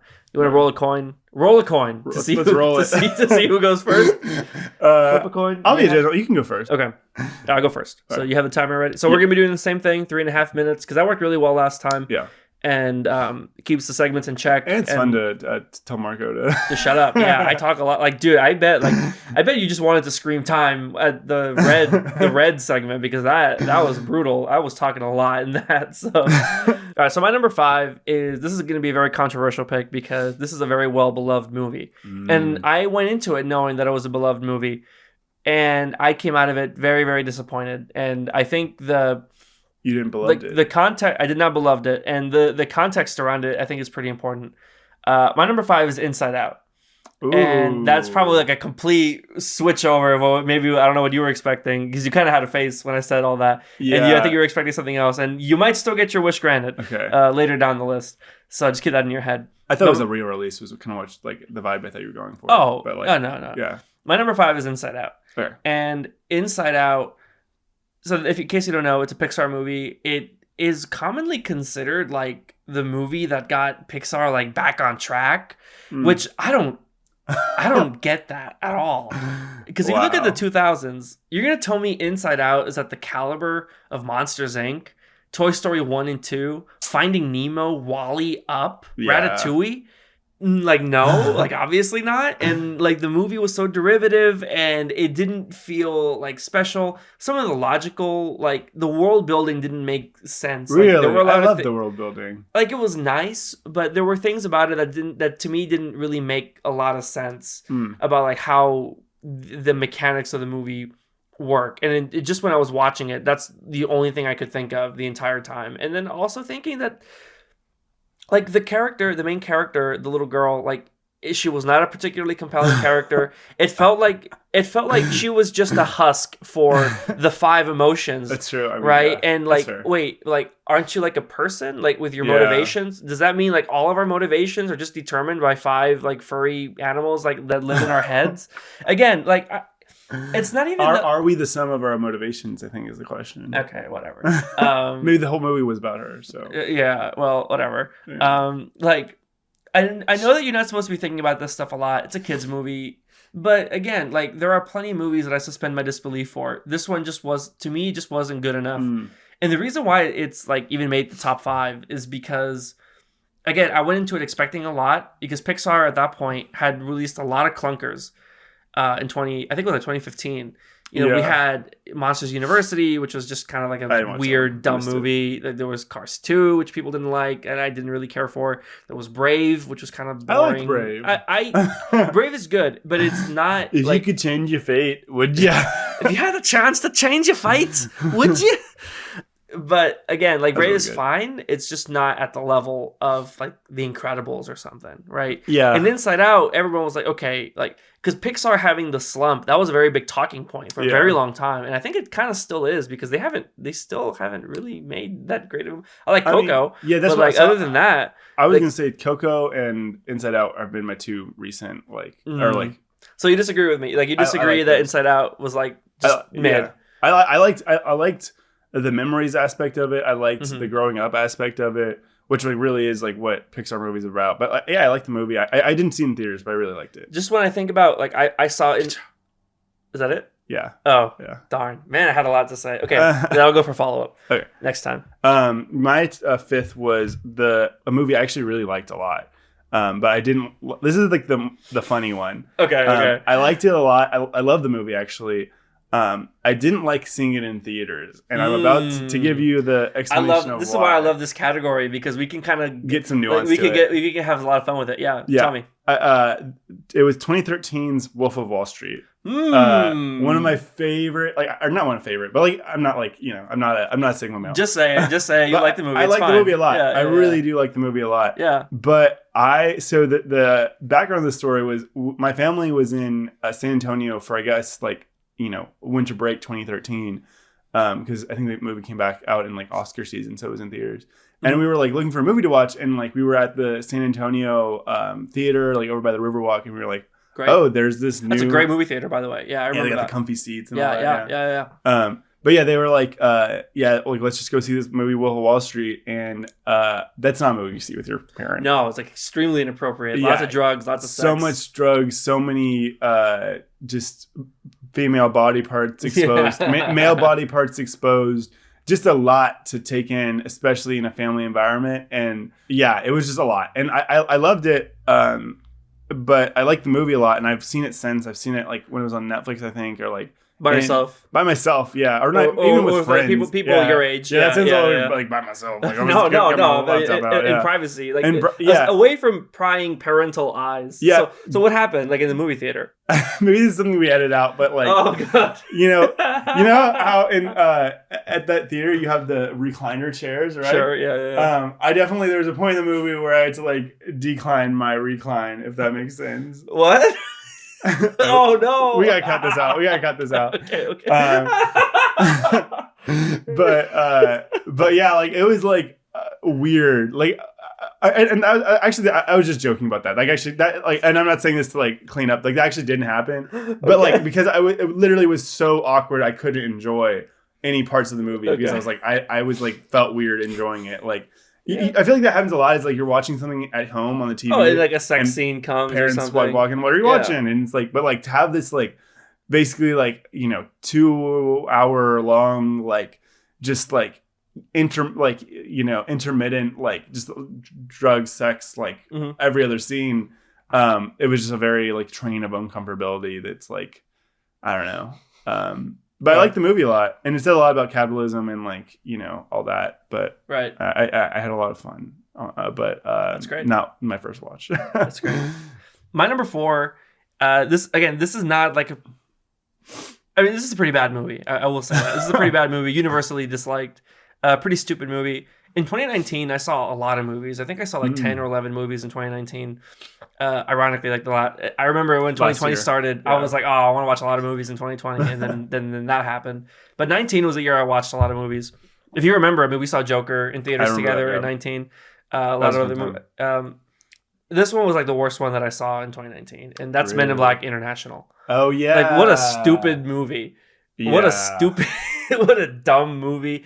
I saw it, but I also saw it like in the worst movie theater. I saw it in one of the dollar theaters because it was like we were in the area. My dad and I were in the area, and we were like, let's watch a movie.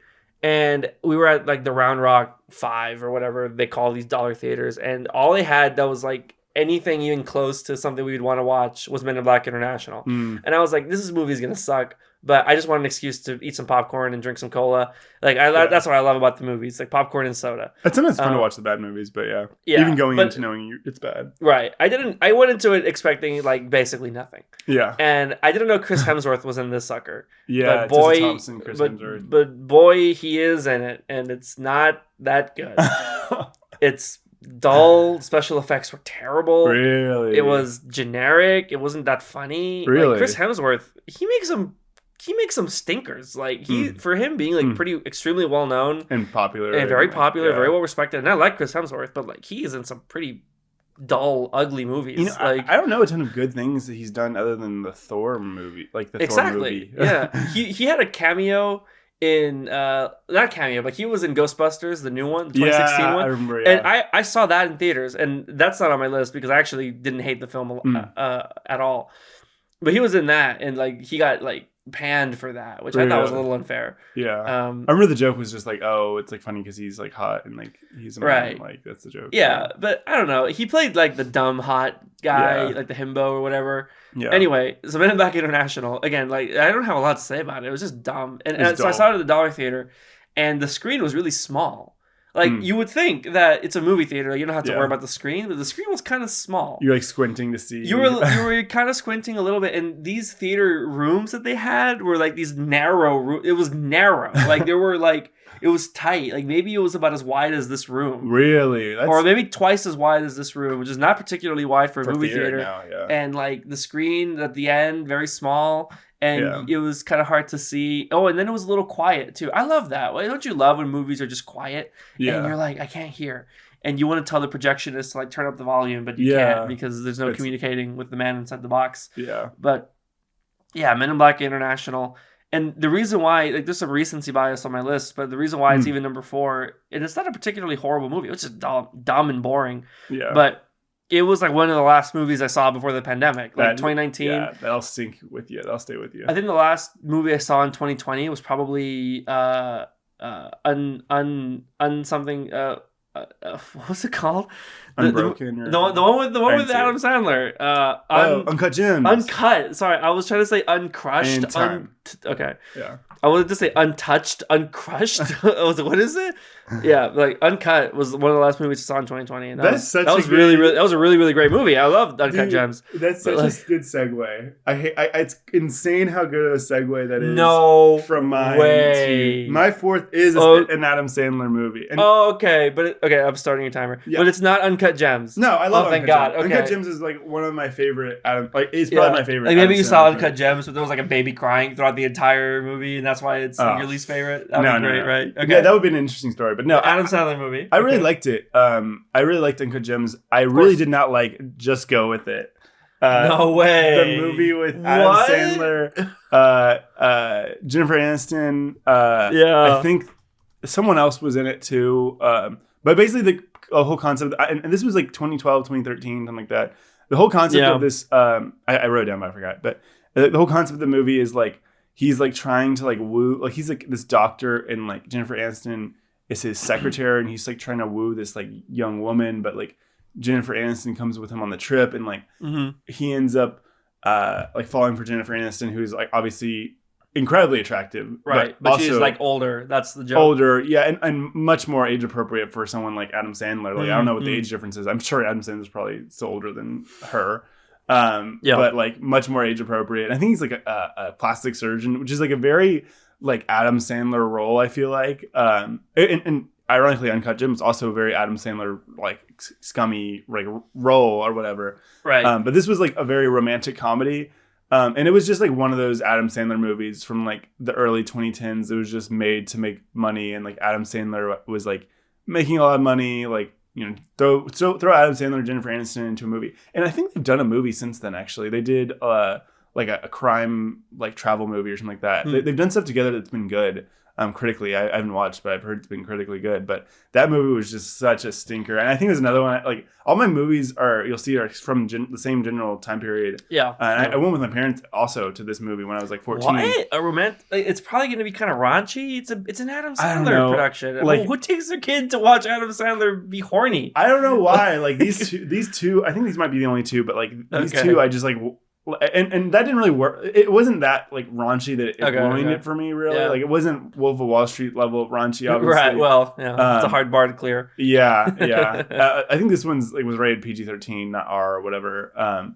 But like, yeah, it was just kind of like this one was bad. This one's probably the worst one on my list. Of just like as like a caliber movie. We'll get to it. We'll see. Okay. But like it was this one was one of the ones that was like a bad movie. It wasn't even disappointing. I had no expectations going into it. I don't know why I watched it, but I just went into it and it was just bad. Like there's not more than say that it was bad. It was like, you know, I just remember like being at that age of like, wow, like.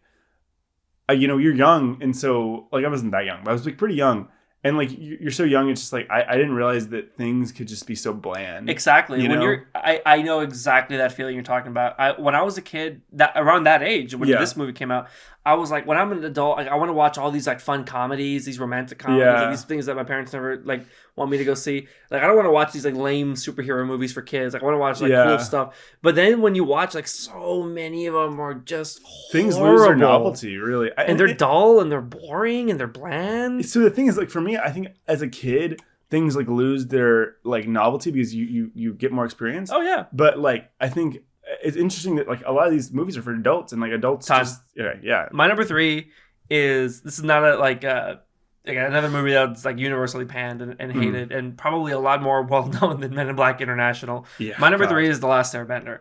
Oh, I was thinking about putting that one. I didn't see it in theaters though. Okay, like, no, I had the misfortune of watching it in theaters. This was in like 2009, 10. I think it was 10. And Avatar was huge at the time. Oh like it was just like a season or two away from being over. Yeah. And I remember watching it like every new episode live on Nickelodeon. I was super into it. My sister and I really, really love Avatar. I still really like it a lot. I haven't seen it a lot. I haven't seen it in a long time, but I still really like it. You should.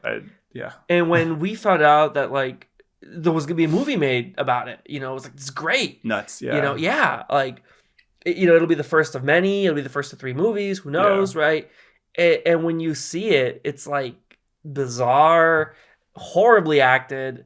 The effects were weird. The bending, they messed up the bending. Weird, yeah. Like, again, like I am hardly the first person breaking the news and say that the Last Airbender Avatar movie bad actually.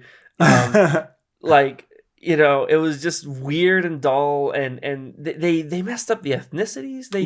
They whitewashed and then they brownwashed. Like, what was up with that? Like, it was bizarre. They made it was just weird. Yeah.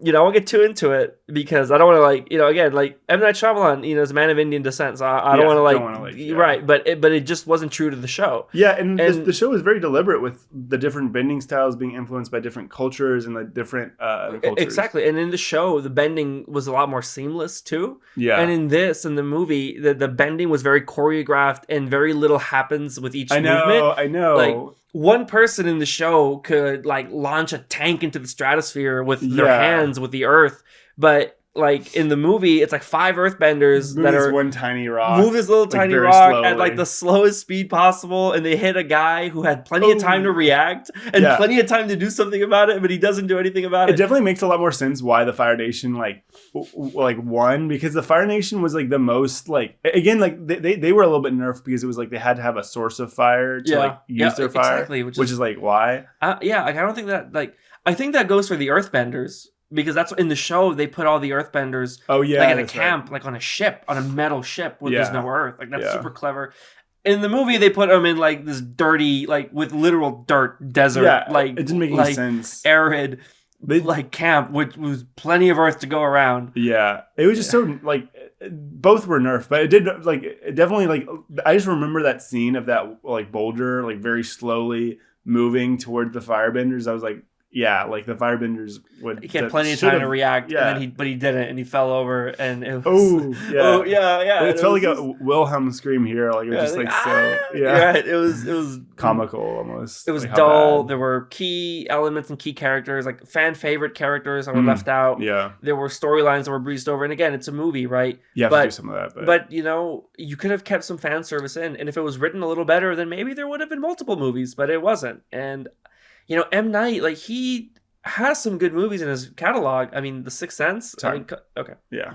And that's where we'll end. Yeah, Sixth Sense. Yeah. Not a bad way to end it. Not at all. Okay.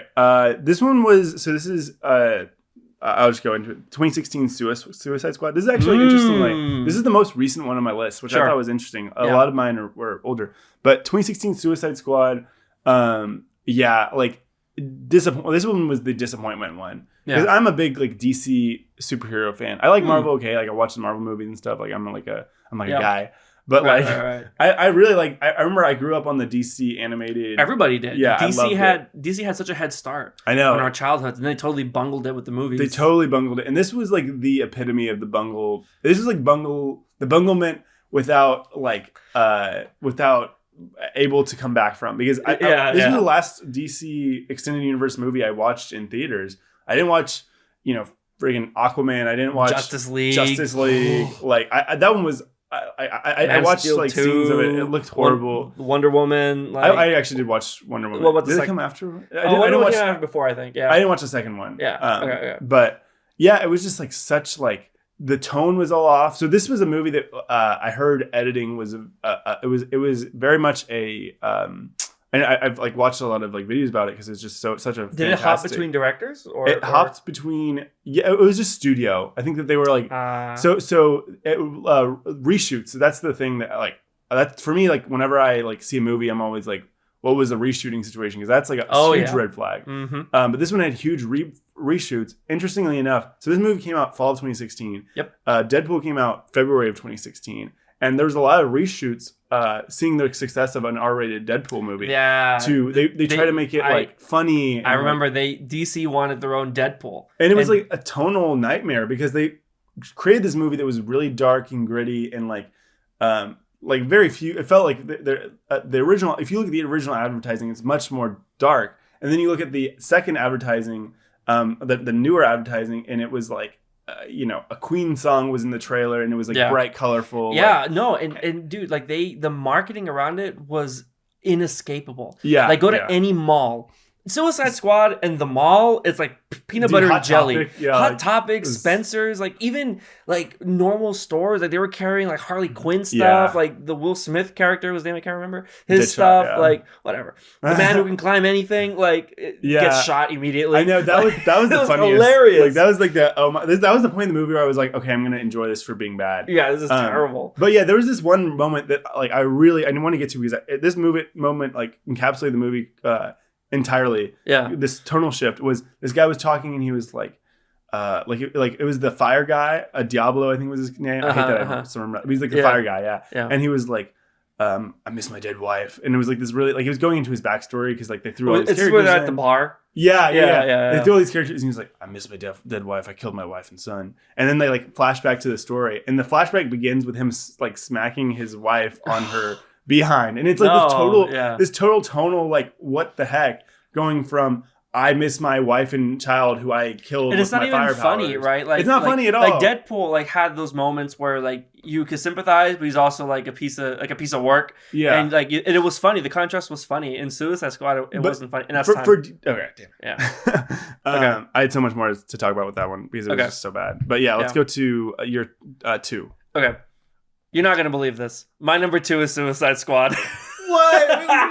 We can keep the conversation going. Yeah. Okay. You're not going to believe. I was like, when you said it, I was like, this is great. We could not plan this better. And I was like, oh, do I tell him? Like, no, I'm going to wait till my segment to tell him. Yeah. Okay, so like Suicide Squad. I saw this movie in theaters like with my friends. It was like I had a huge group of friends. You said it was fall. My memory was that it was like in the summer of 16. I thought it was October, but it doesn't matter. I thought it was Halloween time. Okay. It doesn't matter. Yeah. I definitely saw it in theaters, and I was like, "This is dumb. This movie's dumb. This movie's dull." Yeah. Jared Leto Joker, who we haven't even touched yet.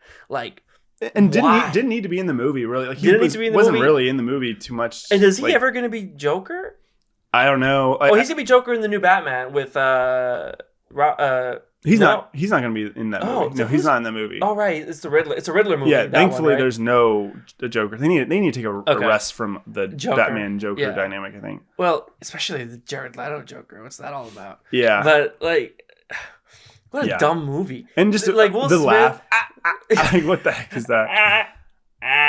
That's like, really good. Come on. Just dead laugh. Dude, like the Harley Quinn like ubiquity that we got in the cultural moment of Suicide Squad. It was just nuts. So I just looked it up. It was actually released in August. You were 100% right. Okay. And the reason it's like late summer for me. I connected with Halloween because everyone was Harley Quinn. Yeah. Even though the movie tanked, even though everyone hated it, everyone was still Harley Quinn and Joker. Like that was well, of course. Like people bought the merchandise. People bought like the clothes with Harley Quinn. Like, have you seen my Harley Quinn T-shirt? no. Oh, I have. Okay. One of my friends at that time, like, As a joke or what? As a joke, like, yeah, got me that shirt, and I wore it a couple times. Dude, really the biggest contribution to the culture that Suicide Squad had was Will Smith saying, "So what are we? Some kind of Suicide Squad?" Like, yes. that's like great, you know. That's great. That's the only thing. It's so bad, it's good. So going back on what I said about the tonal thing, I just want to drop this, please. Is that the reshoots. The reshoots were done and re-edited by the company that created the trailer, because the trailer like did numbers, because they edited the trailer to make it like super fun, and like, you know, it's crazy to me that there are just production companies that are just about trailers. Yeah, like, I didn't even know that. The movie like watched, like, it looked like the trailer, like it the viewing experience was like I was watching this big trailer for like this movie that like I'm currently watching, and it's like, what's going on? Have you seen the new one? The Suicide Squad? I hate when they do that in movies, but no, I haven't seen it. Out of a moral obligation, I have not seen it. I watched it because it got pretty good reviews. I actually liked it a lot. People liked it more, and I think it was because they benefited from having just one director, one vision, one writer, or one team of writers or whatever. Yeah, a more artistic. Yeah, and like integrity. I think they realized their mistakes because David Ayer is supposed to be not a bad director. Like, I think he's done good things before. So yeah, like my coming of age with Suicide Squad was watching like the reviews for it, like by these like angry YouTubers. Like, it was just great. Like, it was great to like. I felt like at that time is when I really started realizing like that films could just be horrible. Yeah, and like you could express why a movie's good with terms like tone, with development, with cinematography, lighting, sound design. Like, it was really interesting how this movie was bad. Yeah, and I think that was the first time in my life where I was like, no, like, I don't feel anything for this character because we haven't been told the character's story. We haven't been developed with the character. Well, they throw 18 characters right, and we're all supposed to like them. Like, this is like so unearned. Like, they're trying to have like a weird like X-Men Avengers Deadpool moment, and it's just not earned at all. And you know, all those like X-Men, I really like the X-Men movies. Like, the first one, they introduced a lot of characters, but you knew it was earned, and you knew that Wolverine was the main character. Like, that was like established. So yeah. Like, Suicide Squad, like, that was the first bad movie. I had seen bad movies before, but like, that was the first one where I was like the lighting is terrible. The sound design has problems. The characters are not interesting. Like, you start to think about things in terms that like the film critics say, and like from then on, like, that's how I look at movies now. You know, the way I like to establish this movie is I say it, the Oscar award-winning Suicide Squad. What did it win an Oscar for? Makeup or like costume. Okay, makeup. fair enough, I guess. But even that, to me, I wasn't even impressed by that. Like, I think that like the Star Trek movie, like Star Trek Beyond, dude, it won over. I thought Star Trek Beyond was way better. Yeah, that was a great. Like, I had seen Star Trek Beyond like that same summer, and I was like, "What a great movie! I love this movie." What's a much better movie? Like, and probably the best of the new Star Treks. Yeah, I liked the first one a lot, but yeah. Are you keeping time? Oh yeah, I was keeping time. Oh yeah, we're done. Yeah, sorry. No, I was like, we're talking about Star Trek now. Like, I pulled up the Suicide Squad thing and like I like switched tabs. I'm sorry. Okay. That's great. What a great moment in the show's history. With just like, going over. Yeah, that was definitely 100% my bad. That's all good. All right, ready when you are. Yeah. Okay, we're getting the superhero portion of this. My second worst movie I've ever seen in theaters, and it's just crazy that this isn't the worst. Like, I had to give the nod to another movie, but the worst movie is Thor 2, the second Thor movie. Oh my, worst Marvel movie, worst superhero movie I think I've seen in theaters, at least. Like, Suicide Squad, I told you there was a point in the movie, I think, when that like guy died. Like, yeah, you're like, okay, this is a bad movie, and I'm going to enjoy it as a bad movie. Exactly. But Thor 2, there was never that moment. It was all just bad. It was just bland. It was so bland. It reminds me of it's just very bland. Like, there was nothing to it. Like, I can't even, like, it was just so like the bad guy. It was a really like interesting dive into like what the soul, like, in the same way that you look at things in the Suicide Squad movie, and it's like, what are bad movie cinematography, filmography, decisions. Yeah. This was a really like, it's like, what if a movie just didn't have any soul? Like, there's like, the soul was just like exorcised from the movie, like just like surgically taken out. Well, that's a lot of the Marvel movies right now. Like, there's just no soul, there's no heart. This one felt like especially egregious to me. Yeah. Because it felt like, Chris Hemsworth is as we saw in Thor 3, which I really liked, he's a good actor and he has range, but he was just not given that range. He was just this stoic, like, like guy that just didn't have there was no humor to it really. There was a few like Marvel movie scenes to it, but there was just the villain had zero interesting motivation. There was no like connection to the protagonist at all. Like they just had very limited. There was no history to it. There was no. It was just like a generic bad guy. And like all of his minions were all just generic bad guys. And I think that the most compelling part of that story was Loki, like the brother dynamic. I think that they kind of tapped into that decently well in that movie. Yeah. But like in general, like, the love story between him and Natalie Portman was like forgettable, so forgettable. You forget that. Even I forget. I love Natalie Portman, but even I forget that she's in the MCU. She's coming back for the next. That's good. Good for her. Yeah, but like I forget. Hopefully they fix her and like hopefully they rewrite everything. But yeah, it just was not. It was just it was really bad, and it was like, I just really did not like that movie. The only thing I remember about Thor 2. It's surprising to me that Thor 2 is universally hated because when I saw it, I don't remember anything about it. Like, I guess that's part of the problem. Yeah, like, I don't remember, but I also don't remember it being painfully horrible. I was sleeping in that movie. The only thing I remember was like the space fight with like the spaceships and the lasers. That's the only thing I remember about Thor 2. Yeah. And I actually remember thinking that's kind of neat. Like we don't really have that a lot in the Marvel movies. So in that like action sequence, his mom dies, like defending him basically. That's right. Or defending his girlfriend. I don't know. Mm-hmm. She dies, and it's like that. The Marvel movies very rarely kill off main characters, important main characters. Yep. And just juxtaposing how they killed off his dad versus how they killed off his mom was just totally like different. And you saw Endgame, right? And they kind of like healed this a little bit with like Thor going back in time and seeing her and like that was really touching. I thought that was super touching. It only makes you wish that like the original scene where this emotional moment is based out of was a little better in this time. Yeah, and you wish you cared. Yeah. All right. And this is your number one, right? That's correct. All right. And go. I'm just gonna say it. My number one is The Last Jedi. Really? Yeah. I'm just gonna say. I was like, this is just one of those things that you just have to say it. My number one is The Last Jedi. And this is a disappointment pick. This is more of a disappointment pick. I don't think this is like a horrible like The Room level movie or anything like that. Like obviously not. It's well. It's nice to look at. It's entertaining enough. There are plenty of good scenes in it. Actually, a lot of good scenes in it. I don't have the same complaints about it that a lot of people do. Mm-hmm.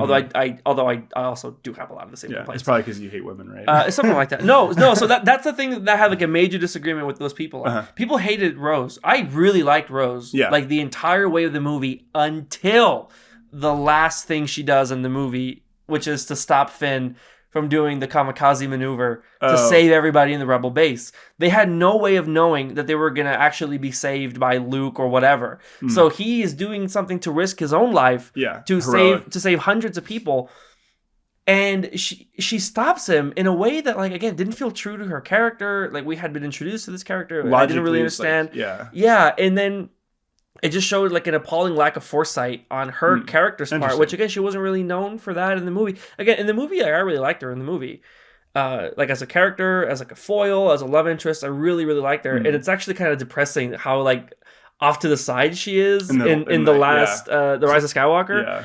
That's pretty annoying. That seems like JJ saying actually Ryan Johnson bad actually. That's what it seems like. There's so many decisions in that. Like, we could have like a whole Star Wars episode, but like just as an experience, there is like a cohort of like Last Jedi haters that are Rise of Skywalker enjoyers. I am not in that camp. I think Rise of Skywalker is also pretty mediocre. Yeah.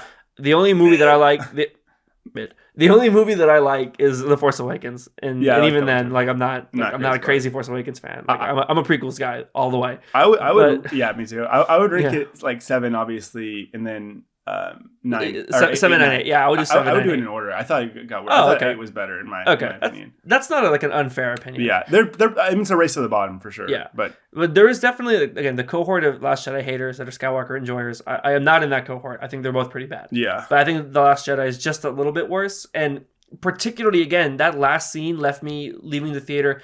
Otherwise, I had been kind of ambivalent on the movie. I didn't like what they did with Luke. I didn't like what they did with Yoda and like the whole thing yeah. about like destroy the past. I hated that. Yeah. But otherwise, I had been ambivalent about the movie until Rose like stops Finn from killing himself, you know, to try to save everybody else. Again, like we know now that like Luke shows up and kind of saves everybody, Sacrifices but we himself, don't know. Like nobody knew that was gonna happen. Like she didn't know, Finn didn't know. So to stop him without any other backup plan was really selfish. Yeah. And the reasoning was like, "Oh, love will save us all." Like that was just dumb. That was such a lack. It felt like a big lack of forethought with the entire trilogy.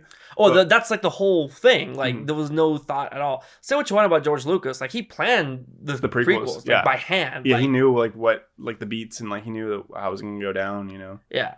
So that's my Last Jedi. I know that's like controversial and people like 50% of people agree with me, 50% disagree with me. But I have to say like it was just, like that was the first time where I was like, actually, I think. Okay, last one. This one is such a forgettable movie. This is kind of in the just go with it vein of like, and this one's bad. Like this one, maybe it was just the time period I was watching it. I didn't even check the Rotten Tomatoes scores on these, but that would be interesting. But this one was just bad to me. Was Red 2. Red 2? Yeah. I don't even know what this... Dude, you don't even know what this is. I don't even know what this is. Red 1 and 2, I think it's based on a graphic novel.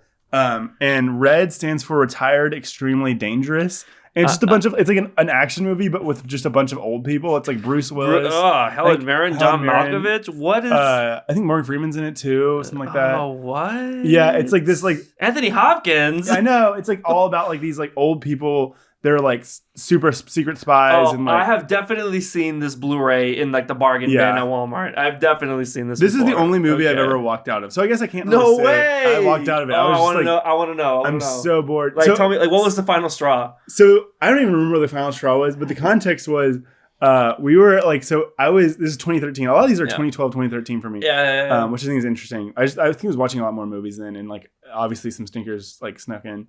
Mm-hmm. But yeah, so I was going with like two of my friends, and we were going to meet up with like some young women. Oh, nice. Good for you. That was our, but they didn't show up.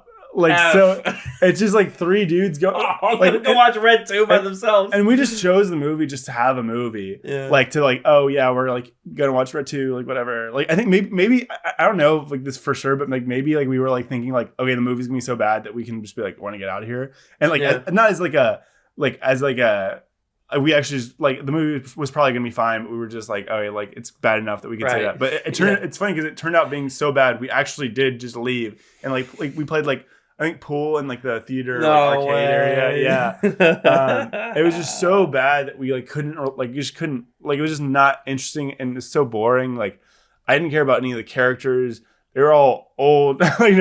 Yeah. But like I mean it just wasn't a very well done story. And it was like a sequel to the movie. I hadn't seen the first one because I can't stress this enough that like this was entirely just like we were just trying to like talk to girls. Like we were like 14 and we could finally go to places like without like our parents or whatever, and we were just like, let's just do this. And, I love that your number one is like a story of your adolescence. Like, that's so great though. Like that's what a lot of like movies have, that because movies is where you take people, friends, it's like dates, whatever, family, like everything. Movies are such a like at the cinema, it's such a visceral like social experience. It's not, I know it's never just the movie. It's always a little something else. I remember going to the movies with friends for the first time, like not with parental supervision. I remember it being like such like a, I don't know, it was just like such like a crazy deal. Yeah, like. Because you could just like get up and walk out, get popcorn, go to the bathroom, like, without having to ask or letting them know. Live your life. Live your life. Yeah, hell yeah. But and you chose Red 2. I chose Red 2. That wasn't the first one for sure. But that was like, I think it was like one of the first times where I had like plans to like just like hang out with girls outside school, like and it was an abomination. Like a total utter abomination. It's funny because like it was a moment of like this is what the rest of our I think it was like I was about to go to high school, but it was just like it was just embarrassing. I hated it, so much hate of that. There's Red, Taylor's version, and then Red 2. There's Red 2. It's actually Red 2 is actually the sequel to the album Red.